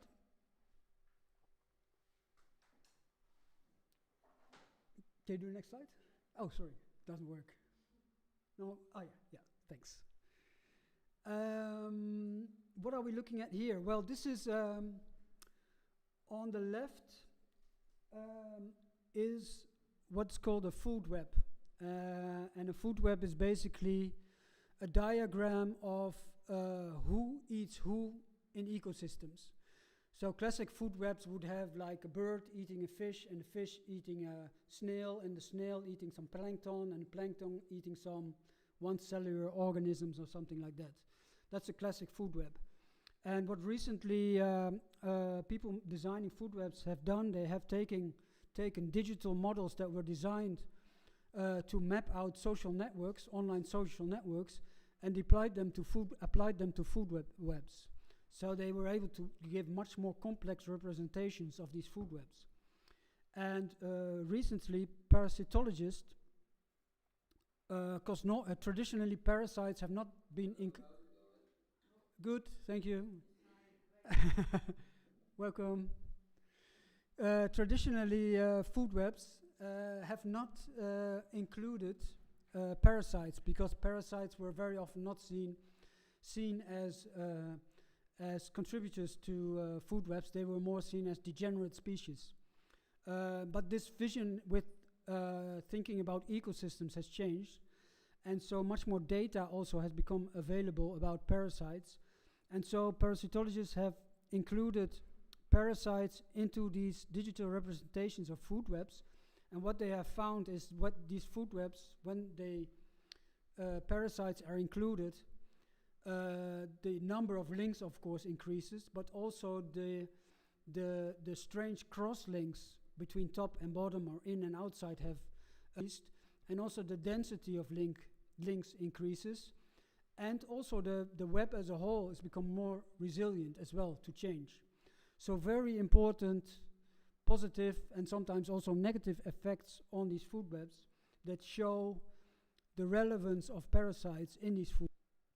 So for me, of course, it becomes an argument in promoting zine culture as being very relevant as a parasitic culture for culture as a whole, and that it also should be included as an important factor in culture, even if it's very often not seen as, let's say, a full-worthy art form, for example. And the drawing on the right, that's me thinking in terms of Michel Serres, again, who also thinks about parasites and hosts, with parasites and hosts also sometimes being reversed. So the question, who is the parasite actually and who is the host? Who is actually profiting of who and who is feeding of who? But not only that, because he also talks about noise and parasites in channels of communication, also the links between the parasite and the host become parasitic, so also they kind of disappear. So what happens if you would apply that to these food webs? They would become much more fuzzy and almost become like a big lump of impenetrable, swampy connections. Of course, then we end up again with a kind of ethical questions, because now what happens is the differences start to disappear as well. So if you would continue this, then you would end up with a singular lump. And that would mean that post-colonial thinking would again probably start to object, because difference is important. So it's also important to emphasize that, let's say, everything in the system is more or less parasitic, but not all parasites are the same.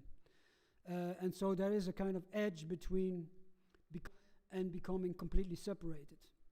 And that's an interesting sort of threshold, which is very fuzzy and always negotiable. That's a question I ask myself in the sense of whether how much time we have. Can I have time to show some examples of stuff we've done?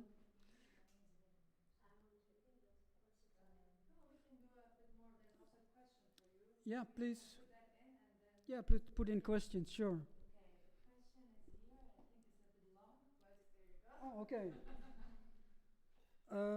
Over the last year, movements such as girl boss feminism, a cis gay homo nationalism have been integrated and co-opted by neoliberalism as means to disarm the original radical and revolutionary potential of respectively feminism and queer activism. How does the parasite stay true to its dissenting nature and strongly maintains a revolutionary core instead of sinking into the skin of the host? In other words, what stops the parasites from assimilating and commodification as seen with PA advertising appropriation of the tournament?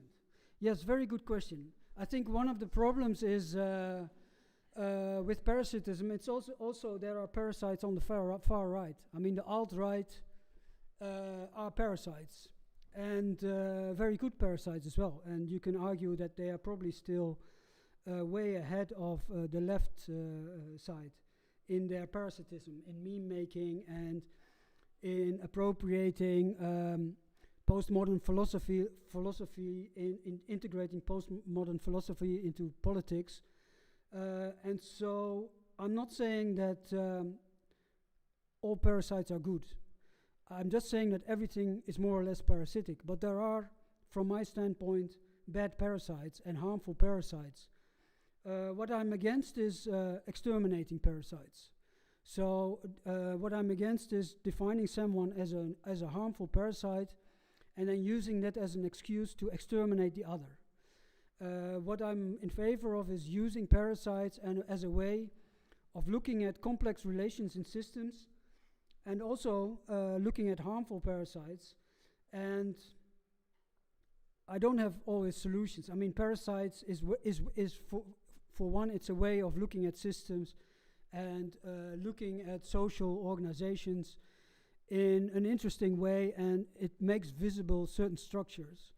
I'm not saying I have an answer on all these questions, and I know they exist, and I know they are also problematic. And I think it's very important, and that's something I'm working right now also into, is that that there should be an ethics of parasitism.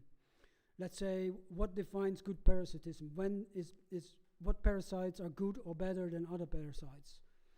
And so, let's say, I mean, the right appropriating gay culture, queer culture, feminism, maybe it's not in itself necessarily bad. I mean, if it's combined with a conservative attitude that again creates schisms, you know, radical differences, oppositions, binary oppositions. If that's the consequence, then you could say it's bad. I mean, binary oppositions, I think, are bad because they make a clear difference between parasite and host, and that denies the parasitic quality of the host. Every host is also a parasite, more or less, and every parasite is also a host. So if you have a right-wing system that is super binary, that appropriates queer culture or feminism in order to create new binaries, then I think you could say that's harmful. So that's a way you could use a parasite worldview or on some kind of dynamics like this. I hope this gives some answer to the question. You're free to make a follow-up if you would like. I think we should slowly connect to our next guest. Do you want me to go back to the presentation? Okay. Let's say 2 slides ahead.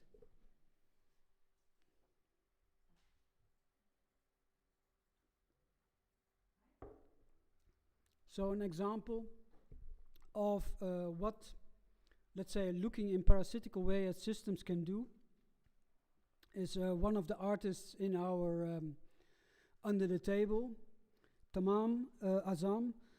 When I met him, he wasn't yet in art school, but he had an interest in arts. And he became part of our Parasite project and started looking at things sometimes in this parasitical way. And as a project, he started to become a Parasite student in the Artes Academy.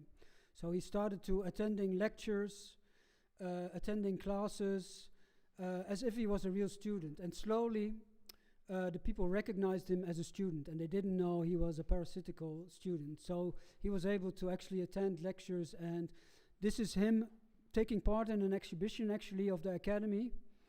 And there's also a review of his work. So he was quite successful. And following up on this project, he has become a student. And he is now a full-time student at KBK. And when he was at KBK, and he's much better, in fact, at this parasitism as me, actually. So I always look at full admiration of what he comes up with. When he was at KBK, he started looking at the DIE, Dutch Arts Institute, as an interesting place also of maybe parasiting. The Dutch Art Institute is a kind of, let's say, organization, academy without a building. And so they parasite on different other organizations for their lectures, basically. And he presented himself as a parasite and offered to parasite to be a student, parasitical student in the DIE. But he asked basically officially at the DIE. He was rejected by this parasitical organization, which was kind of strange. And so he was a bit frustrated by this. And this was about 3 years ago. Or 2 years ago, and the last couple of weeks he was actually invited by the DIE to become a doorman for a project he did in the context of Sonsbeek. And so his job was to be at the door scanning people for corona, basically. And what he has now done, he has used this position to listen in on the gossip of the DIE. So he is recording now the gossip of the people visiting DIE, and students of the DIE is inviting students of the DIE for a radio program we have for Sonsbeek Radio. And it's become a kind of gossip station, basically, for the dynamics of the DIE. So he's reinvented his position, and is now making use of the dynamics of the DIE, basically, to do another super interesting program. So this actually is a good example, I think, of what happens when you put on these parasite glasses, basically, and what kind of opportunities become available. I think I'll leave it here. Yes. Thank you so much. Okay, you're welcome. I have some zines here if you want, so if you want to look into it, feel free. Thank you.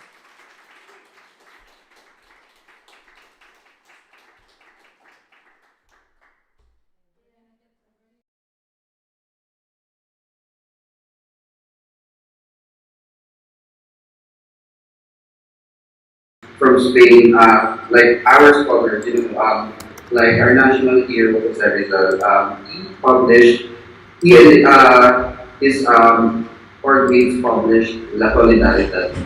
So maybe what its goal is to, I'm sorry, maybe its goal is to first oppose the Spanish colonization here in the Philippines. Its aspirations were basically to combat reaction to stop all over the progressive steps by defending our country. So after that, all right. So after that, there was also a lot of happening here in the Philippines. After the Spanish, there was Americans because what happened was they had a deal, right, called Treaty of Paris. So we were supposed to the Americans. Americans promised us that they're going to save us by educating us English, and then World War II came. So when World War II came, there was a conflict between the Americans and the Japanese. So I think that's one of the reasons why Japanese came here in the Philippines in the same place. So when it comes to World War II, Philippines, the printing press was dying here in the Philippines because our printing tools were confiscated at that time. And we were only left with three publications that, three publications that were pro-Japanese. So those publications were mainly the Liba, La Vanguardia, and the Tribune. However, of course, as I mentioned earlier, we have strong relations to resistance here in the Philippines. We have, until now, we have a long and rich tradition when it comes to the press movement resistance. So, when it comes to that, that's where guerrilla journalism comes. And I think it is quite essential to discuss this because before Fanzines came here in the Philippines, we were left with doing ourselves via this kind of work. Because if we do this with help of the government or help of the government or Japanese, it is going to be like a bias. It is going to be biased in a way. So there. So when it comes to guerrilla journalism, the first one was in Luzon, and because we have like three large islands here in the Philippines. We have Luzon, Visayas, and Mindanao. And one of the first guerrilla newspapers here in the Philippines was called was with Colonel Guillermo Nakar. This was way back 1942. So what happened was they acquired a mimeograph, just like a traditional fanzine, and they printed a newspaper, and also it was dubbed as the famous newspaper of Central Luzon called The Liberator. So as you can see here on the screen on the presentation, these guys are the guerrillas. So they fight the establishment of the Japanese regime, and they fought for a long time. So they're also, as far as the history is concerned here, they have like copies for 4 months before getting bought by Japanese, which is sad. All right. So after that, after the World War II, after World War II, what happened was Philippine economy was moving. We were trying to restructure everything, like the Philippine way. The Japanese gets out of the Philippines. We have a new president, and after an election, here comes one of the presidents who declared martial law here in the Philippines, and it is going to be some commemorated on Tuesday. And his name is Marcos, so President Marcos. So when it comes to the Marcos era, or the martial law era, so Ferdinand Marcos banned Philippine press, and so what happened was we have like two kinds of journalism at that time. So one would be mosquito press, and the reason behind this, why they call it mosquito press, is because um, it meant small but stinging bite type of news. So it's more of like hitting Marco with a small bite, but with a hard hitting, mark on it. So after that, so there were newspapers here in the Philippines, just like this one right here on the photo. It's called Mr. and Miss, right? And also there are other newspapers and student publications that were printed in the Philippines. One example would be before it was one by revolutionaries named Jose Elburg. There was also one called Veritas, Pahayagang Malaya, or Freedom Press, which was also an affiliate of Me Forum, and also this one right here, it's called Mr. and Mrs. Mr. and Miss, and also the Philippine Legion, which is one of the strongest forms of resistance here in the Philippines. It is a newspaper that is being published by the University of the Philippines. In case you're familiar with it, in Diliman. So there. Also, there's an old organization called College Editors Guild of the Philippines, which was blacklisted when martial law came. So what they did was they published We for the Young People. It's a paper published a series of stories regarding the fake war medals received by the former President Marcos. So since they resisted Marcos, what happened was sorry. So this resulted to the imprisonment of Burgos. I'm sorry. And after that, another thing happened was because of an assassination of one of the politicians. That triggered to progress alternative press here in the Philippines, but publishing stories resisting market regime. Alright. So enter the punks. So they were here around the 70s or the 80s per se. So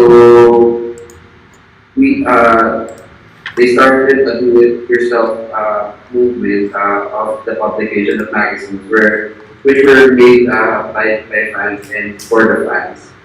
So in the punk years, the formative Filipino fanzines, one of the major players here is a guy named Howlin Dave. He is a radio station DJ back then, and he is the father, I think, of who is currently handling Better Living through Sorography, which is a fanzine expo here in the Philippines. So here. So formative years, I want to show you something, but first, I'm just gonna share this one. So hold on. Let me share it.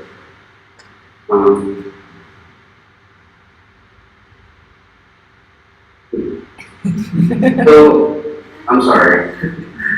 Yeah, so I have managed to get the first Filipino fanzine.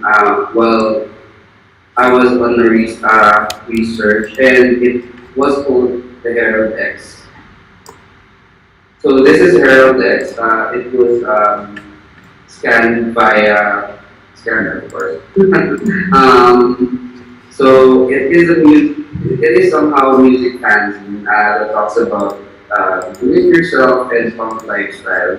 So there, it was made by Tommy Tanjaco.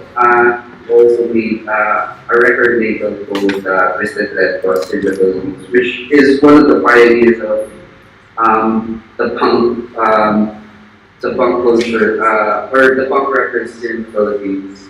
So here's a copy. I'm pretty much sure that this is kind of rare, but yeah, here's a copy of it.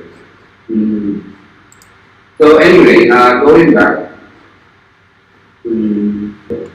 There you go.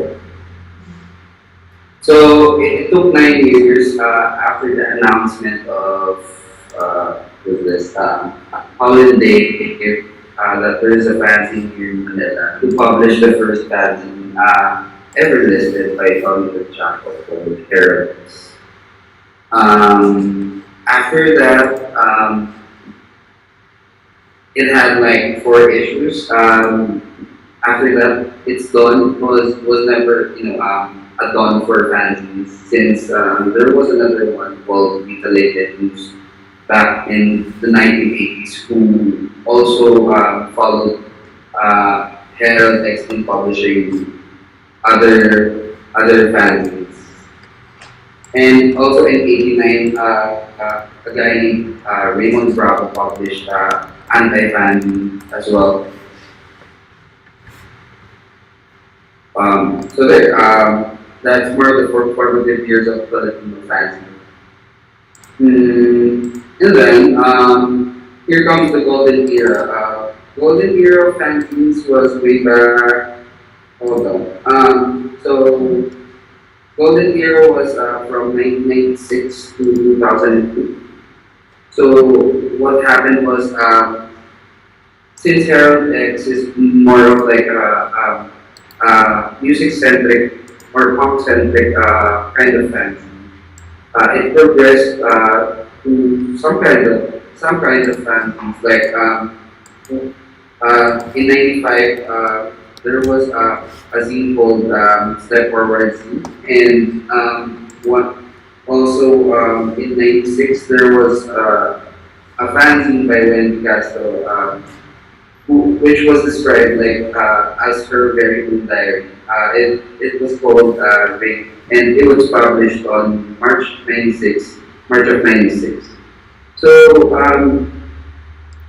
also facing the centennial year of our Philippine independence with Spain, there was a Filipino there was an art scene, or the first documented art scene called Lunar Landing. It was published by Lena Kabak, who is a good artist.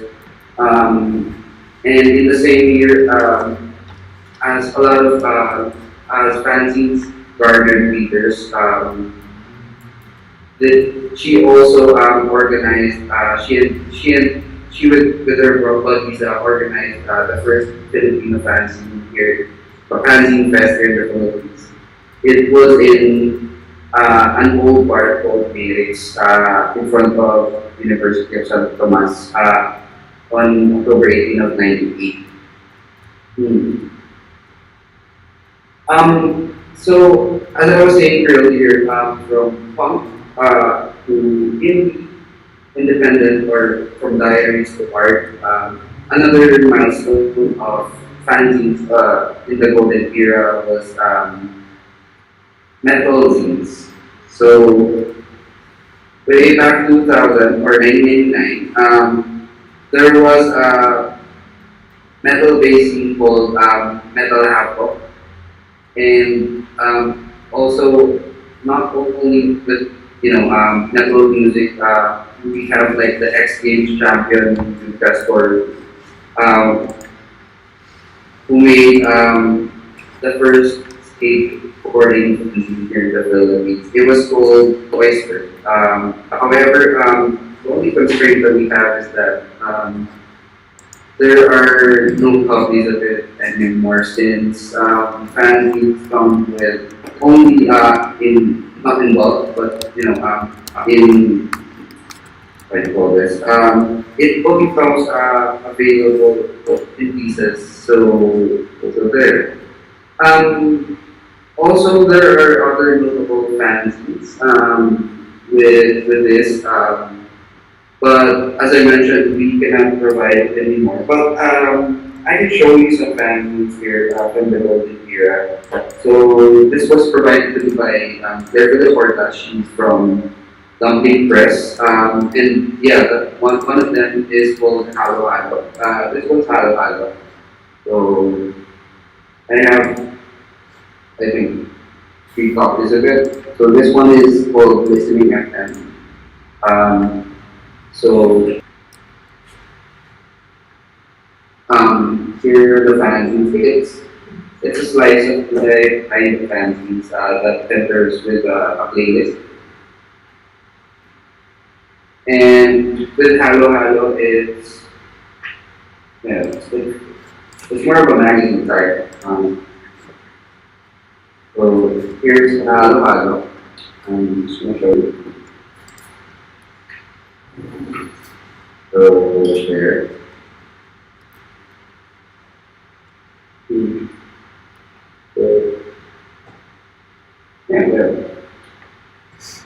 So what they did was, along with so Claire and Paolo of Dumpling Press decided to make Halo Halo. With Halo Halo, it's basically a slice of life. They try to review things. They try to interview people, just like normal magazines. And I'm going to show you something later, like a video of her interview about it. Anyway, so after that comes punk revival and metal fanzines. So what happens is that due to the number of punk bands trying to revive what was a punk way back the 1970s or 80s, they have decided to make a fanzine. And one of them was a guy called Manuel Bajola, and that is The Spirits of the Streets. Here are some of the copies. Let me just show it to you. So this is the 3rd issue. Let me check. Oh yeah. So this one's the first one. This one's the first one. So if you look inside, it's basically cut out of magazines. Okay, I'm just going to check. And according to Manuel Badiola, he wrote it in our own language, Filipino, so that punk readers can understand it well. So there. There was also one that's called That's way back 2005 by Joseph Conde and Into Another World by Alexander Anata. So before the pandemic starts, we had like other avenues for fans. In the background, you can see a place called About Expo. That's where artists today and talk about independent stuff. And right here are the logos that represents or caters fans here in the Philippines. So one of them is Buhay Buhay. It is an independent bookstore.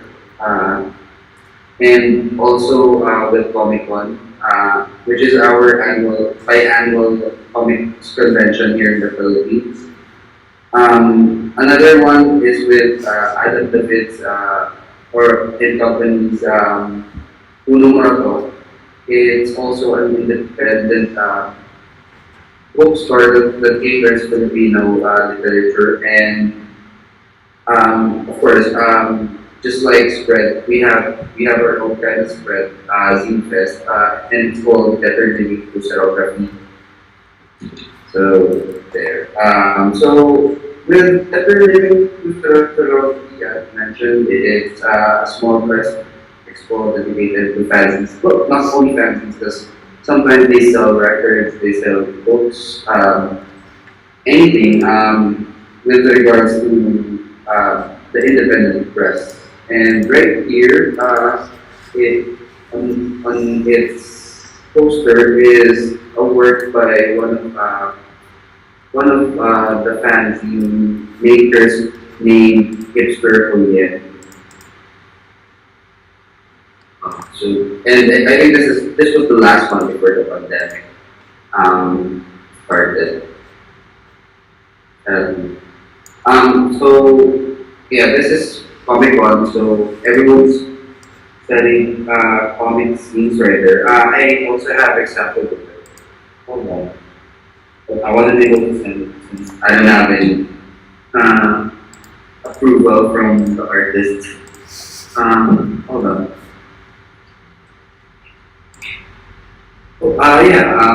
Let's have this one. So let's have. Alright, let's have this one. It's called Alamat ng Kupal, or The Story of Stigma. So it's surreal, graphical to see it. So talks about the anus and all. So it was made by Patrick Enrique. Also, there's this Iron Man bootleg by Carlo Valenzuela. It's called Boy Bakal or Iron Boy. So, yeah. And also we have smaller types of things like the son of a black sheep, or anong kami. So let me show you. So these are the kinds of scenes we saw at our annual Comic Con. Alright. So also there was an unknown bookstore way back, and it's called Bukay Bukay. It is in also one of the art districts here in the Philippines called Awa. And also, of course, Una Morato, an all Filipino bookstore and zine store in the Philippines. So, Talia, can you play the video? The video, yeah. Thank you so much. Thank you. Alright. Ito ay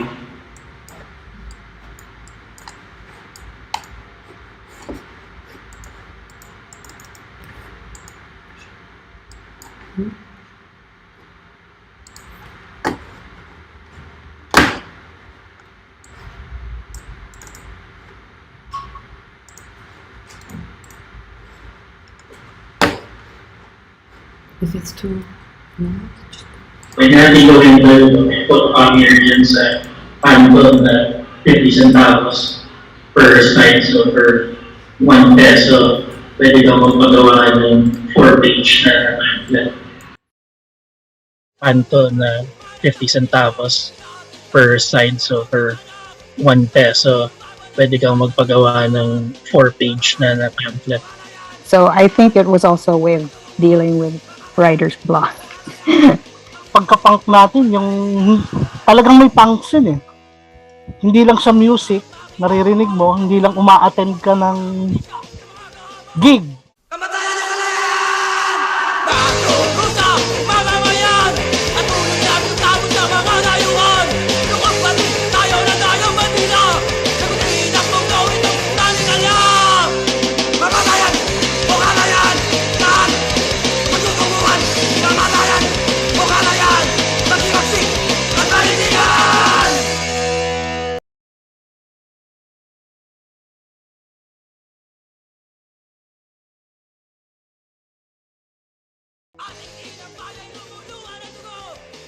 Medyo ano siya, medyo personal history siya in a way.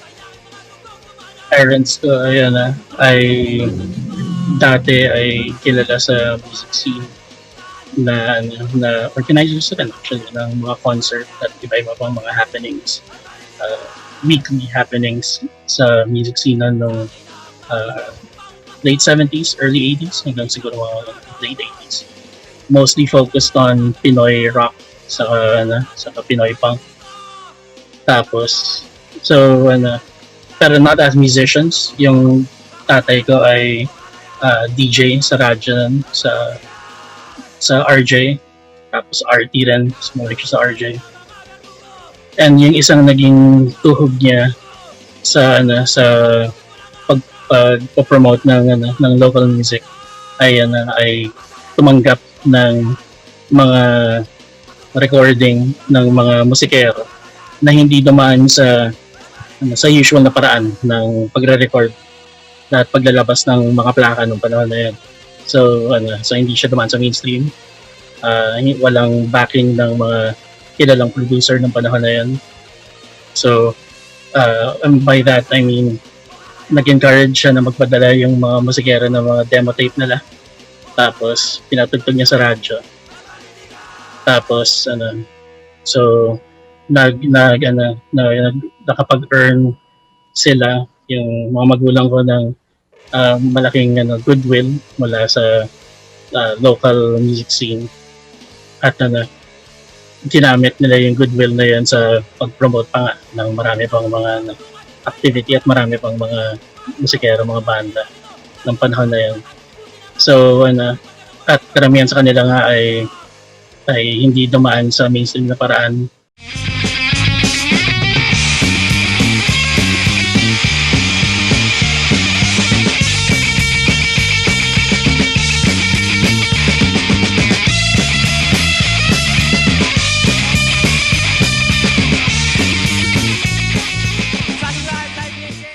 So, ang pinakaunang exposure ko din sa zine ay yung Herald X na yun na Tommy Tanchango. Started with punk in the 80s. Like, a balikbayan came here and introduced punk. And he wanted to do a fanzine that was like maximum rock and roll. Like, but only a local version. That's what became Herald X. Doon ako na naging aware sa Herald X. Kasi yung maganda sa zines ay kahit yun tabloid size, pagkakalala ko, medyo malaki siya. Hindi siya yung photocopied lang na bond paper. Tabloid size siya. Tapos 2 color, black and saka red, sa pagkakalala ko. Pero yung magandang bagay sa technology ng zines ay pinapaliwanag niya yung sarili niyang paggawa kung paano siya nagagawa. So makita mo lang yung kahit anong zine naman na dumaan sa kahit mimeography photocopying. Pag nakita mo siya, alam mo kagad kung paano siya ginawa. Tapos alam mo more or less kung yung technology yung ginamit para gawin siya. At kunya katulad ng Herald X, cut and paste.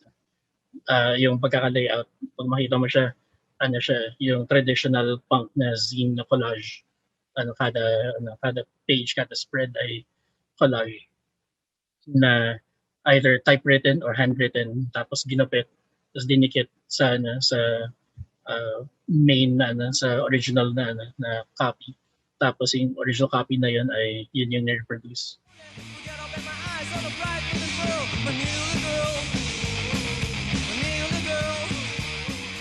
Nung bali music ng punk. Bali isa yun sa kumbaga nagdagdag ng alab ng pagka-punk natin, yung talagang may punks yun eh. Hindi lang sa music, naririnig mo, hindi lang uma-attend ka ng gig. Tapos may napansin ako, may namimigay ng punk scene sa eksena. Isa sa mga unang nadaluhan ko na punk sa Caloocan, punk gig. Bali, nagulat din ako kasi yung hindi siya binibigay, parang binebenta siya ng mura lang, sabi, kahit 20 o 40 o kahit magkano daw. I co-found what used to be an annual happening small press expo called Better Living Through Xeroxography, or BLTX. Because it used to happen definitely every December. Every once in a while, we have something during the summer, and it's mostly a market of people doing small press work. So it can be zines, comics, books, stickers, anything printed, or actually anything published in some way. So it can be CDs, it can be mixtapes, it can be posters, anything that's published in some form. And so BLTX is this. We what happens is a lot of us go organize it. So it's not just one person or two people. No, it started out as something that only a couple of us are doing. My partner is Chingy Cruz. For the most part, he helps me organize these things. But the last few years, uh, we've been getting help from a lot of other small communities of zinesters in the Philippines, mostly based in Manila. So every year we would organize an expo, and every once in a while there would be a forum, and most of the time the not most of the time, often the topics of the forum would be about small press publishing, and how small press publishing would be able to help uh, in a more dimension, I suppose. Over 20 years ago, quite a long time ago. 1998. Yeah, I was also I was also writing for magazines at the time, and then I was doing mostly food reviews and stuff, but there are articles that didn't that I pitched that didn't quite make it. So I thought, oh, maybe I'll just self-publish it instead. I'll just yeah. So I guess the idea of publishing sort of underrated pop culture articles came about. I had a partner for this, and that's how we formed Dumpling Press. And our first zine was called Halo Halo. So yeah, we wanted to do the underrated aspects of Pinoy pop culture. Then it became kind of critical when the second issue came out. I mean, when we thought of the second issue, and then yeah, things changed from there. But then we only did a couple of issues, and then we did other zines as well. And my partner had his own zine. I even had a personal zine called Martial Law Babies, a feminist pop culture zine called Jawbreaker. I think it sort of dovetailed with my line of work. I was working with women's media advocacy groups. So a lot of the work was writing related and web-based projects. And I was also discovering what feminism was about. Ngayon, sige, binili ko. na-curious lang ako na hindi ko alam na may ganun pala sa Fanzine kasi nga dahil bago pa ako. Pero malaki, sobrang laki ng influensya ng sina yun. Ito siya. Nasaan na ba yun? Ito nga pala ang kauna-unahang kopya ng Fanzine na nakuha ko. Binili ko siya halagang 20 pesos yata. Ang dami kong collection ng magazine, international, yung mga nilalabas, yung alternative press na pati dito sa Pilipinas, yung pulp magazine tungkol sa mga banda. Yung sabi ko parang ang dami kong ganitong babasahin. Kaso ba't kaya hindi ako magsulat ng ng sarili kong ng sulatin na mailalabas ko sa underground na yun nga pinaka the best yung Fanzine. Kumbaga walang walang boss diyan eh. Kapag ginawa mo, alam natin ang Fanzine, pag ginawa mo yan, ikaw ang boss diyan eh. Walang sisita sa iyo diyan eh. Lahat ng kalayaan nandiyan eh. Kahit anong gawin mo, kahit mura o kahit ano pa gawin mo, sulat mo, ilagay mo diyan. Kung ano ang ini-express ng sarili mo, malaya ka. Yun ang kagandahan ng Fanzine. Kaya doon ako nagsimula eh. Yung kung bakit ako napagawa ng Fanzine. Na dahil sa collection ko, basa lang ako ng basa. Bakit hindi ako ang gumawa mismo? Diba? Parang, tapos, yung unang issue ko nga, nung nagawa siya, masaya eh. Ang sarap sa pakiramdam. Na, wow, ganun. Parang may accomplishment ka eh. Diba? Parang, Kamatayan ng kalayaan! Magkukusa, mamamayan! At tulad namin tapos sa mga layuan! Lukang pati tayo na tayong bandila! Sagutin ang mong gawin ng nalikala! Kamatayan o kalayan! Lahat! Magtutunguhan! Kamatayan o kalayan! Magsimagsik at malindigan!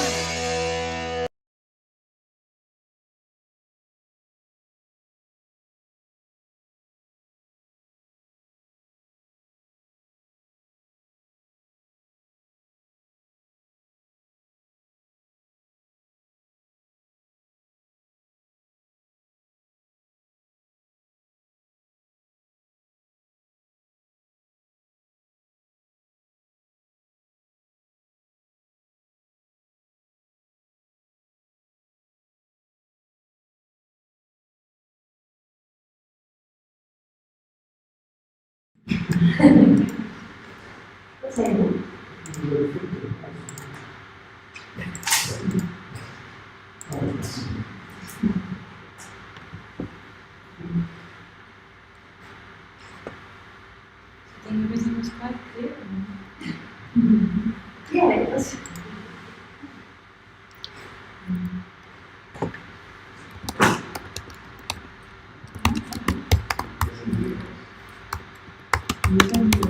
Yeah, he can hear us.